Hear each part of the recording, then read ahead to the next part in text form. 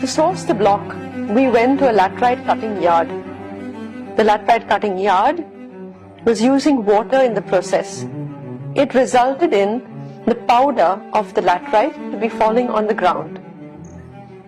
The old childhood habit of sticking one's hand into mud that hasn't died down resulted in me feeling the paste. It was almost like a eureka moment. The material instantaneously suggested what it wanted to be. It was to be the plaster of our home.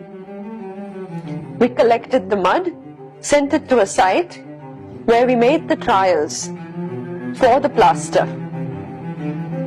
It was very interesting the way the percentage of mud, even being 40%, would still bind and hold.